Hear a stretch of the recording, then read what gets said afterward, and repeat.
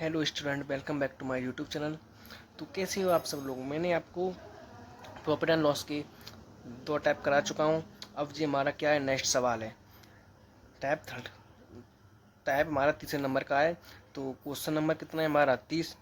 तो इसका क्या है, हमारा थोड़ा सा ने लेवल बढ़ा दिया है मैंने। और इसके बाद हम प्रॉफिट एंड लॉस और उसके बाद हम बेसिक को भी आगे बढ़ाएंगे थोड़ा सा।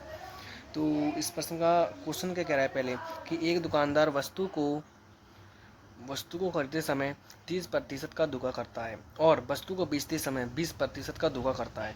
ज्ञात कीजिए इसे पूरे व्यापार में कितने प्रतिशत लाभ होगा। ठीक है।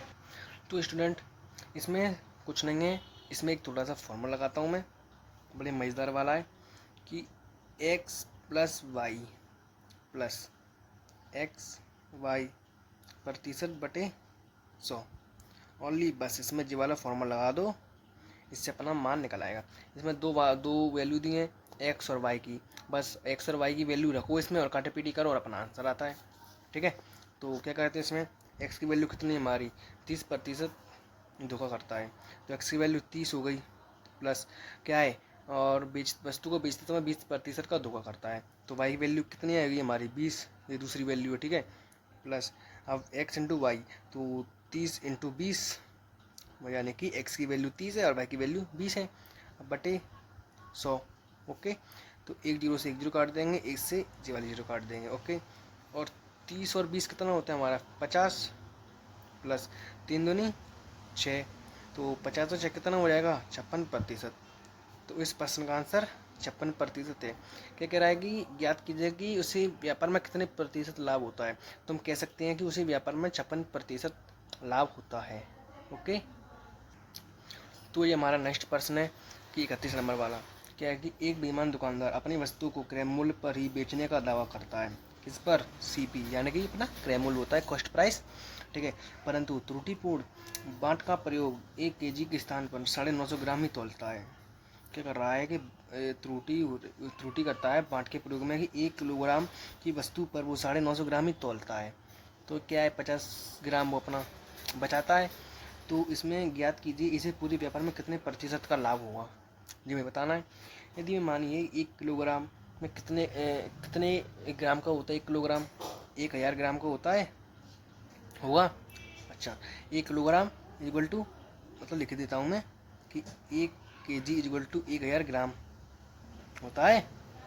तो इसको केजी की जगह ना लिख के मैं 1000 लिख दूँ। तो 1000 लिख लिया, और इधर क्या कर रहा है 950 ग्राम ही तोलता है। तो 950 ग्राम से क्या है, एक इसको 1000 ग्राम देना था, दे कितना रहा है 950 ग्राम। तो मैंने, और इसमें परसेंटेज, मतलब इसमें डिफरेंस देखेंगे,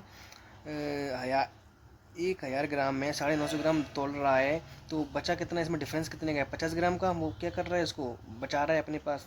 और मैंने बताया था परसेंटेज में, कि अंक वाले में किया था कितने में से कितना प्राप्त हुआ है, प्राप्त वाले को हम बट्टी में नीचे लिखते हैं। ऐसे ही प्राप्त कितना हो रहा है हमारे पास 950 ग्राम।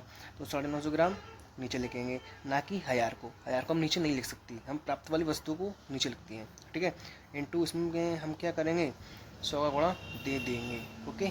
तो एक जीरो से एक जीरो काट देते हैं। ओके। तो इसको काटेंगे तो कितनी बार जाएगा 20 बार, और जाएगा कितनी बार 19 बार, जाएगा कि नहीं जाएगा। अब इसके बाद 20 का गुणा हम 5 में देंगे तो कितनी बार जाएगा रे 100, 20 पंजी 100 बटे 19। ठीक है। तो 19 का डिवाइड हम 100 में देंगे तो कितना आ जाएगा रे 5 सही 5 बटे 19%। तो इस प्रश्न का जी आंसर है। समझ में आया हो तो मुझे बताना कमेंट बॉक्स में। अब मैं इसके बाद नेक्स्ट सवाल स्टार्ट करता हूँ। तो ये हमारा नेक्स्ट सवाल है कि क्या ये दो वस्तुएं को 600 रुपये में बेचा जाता है। एक पर 20% का लाभ और दूसरे पर 20% की हानि होती है। ज्ञात कीजिए पूरे व्यापार में कितने प्रतिशत का लाभ अथवा हानि हुई है। ठीक है।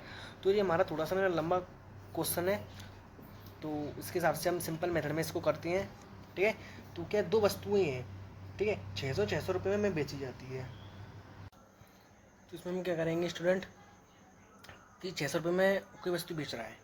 यदि मैं करूँ, क्या कर रहा है ये बेचा जाता है 20% का लाभ, दूसरे पर 20% की हानि होती है। ज्ञात कीजिए कि व्यापार में कितने प्रतिशत का लाभ हानि हुआ। ऐसे करें इसको तो कि इसको बेचा जा रहा है ना, और इसमें CP1 कर देते हैं। बेचने वाली तो प्राइस हो गई। तो इसमें SP वाली तो बता ही रहा है 600 रुपये में बेचा जा रहा है। तो कॉस्ट प्राइस निकालने के लिए CP1 करते हैं, ठीक है, इक्वल टू एक की वैल्यू कितनी है 600, ठीक है नहीं सॉरी, इसमें क्या है 20% का लाभ हो रहा है पहली वस्तु पर, ठीक है। तो 20% की वैल्यू कितनी है इसमें 600 रुपये है कि नहीं है बताइए। इतना आया समझ में, 20% का लाभ हो रहा है तो 120% की वैल्यू 600 आ गई। तो 600 ऊपर हो जाएगी, 120 के नीचे चली जाएगी, और इंटू 100 मैंने बताया भी ये परसेंटेज में क्यों होता है ऐसा, ठीक है। तो 10 से 10 कट जाएगी, ये 2 6 12, ये 30 बार, ठीक है, और 6 पंजे 30, ओके। तो कितना आ रहा है इसका 100 का गुणा हम 5 में देंगे तो 500 आ रहा है, ठीक है। वो CP1 की वैल्यू आएगी 500 खरीदने वाली। अब ऐसे हम CP2 की निकालेंगे, क्या CP2। तो दूसरी वस्तु को कितने में बेच रहे हैं 600 रुपये में ही, वही सेम रेट पर ही है। तो और कैसे बेच रहे हैं 20% हानि पर बेचा जा रहा है, ठीक है, 20% हानि बेच रहे हैं, और पहली वाली वस्तु को 20% लाभ पर बेच रहे थे।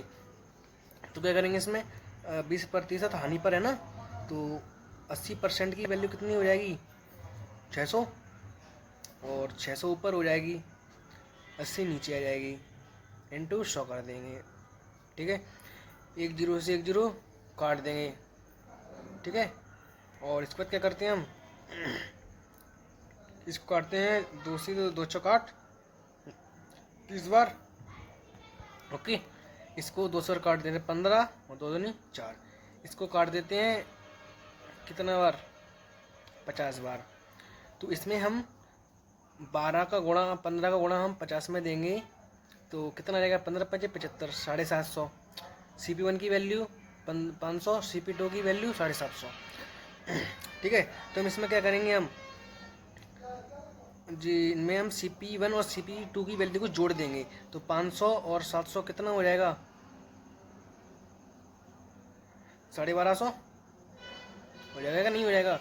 यदि मानिए इसमें यदि कोई वस्तु SP है और CP है, CP की वैल्यू कितनी निकली है टोटल 1250 निकली है अपनी, और 600 रुपये में वस्तु को बेचा जा रहा है। इधर पहली वस्तु भी 600 में बेची है, और तुम्हारी पहले और दूसरी वस्तु 600 रुपये में बेची जा रही है। दोनों वस्तु कितने मूल्य में बेचा जा रहा है 1200 रुपये में, ठीक है। 600 1200 होता है। अब इसमें यदि वस्तु 1200 में बेची गई है, 1250 में खरीदी गई है, तो हानि हो रही है, स्पष्ट बात है। तो कितने की हानि हो रही है 50 की, कितने में से खरीदी है कि प्राप्त हुई है बटे में हम। तो मैंने भी आपको बताया है कि जो वस्तु हमको प्राप्त होती है 1250 की CP में प्राप्त होता है, तो 1250 हमारी नीचे आ जाएगी, ठीक है। इंटू 100 का गुणा कर देते हैं, ठीक है। 10 से 10 चली जाएगी, ये कितने में जाएगा 5 दूनी 10 5 25, तो 25 चौक 100। तो हानि कितने प्रतिशत की होगी हमें 4% हानि होगी। तो इस प्रश्न का आंसर 4% है, ठीक है स्टूडेंट। इसके बाद हम नेक्स्ट सवाल की ओर जाते हैं स्टूडेंट। अब हम इतनी सवाल को करते हैं और मिलते आएंगे नेक्स्ट कक्षा में। आपको क्वेश्चन समझ में आ रहे हैं या नहीं हमें ज़रूर बताएं। धन्यवाद।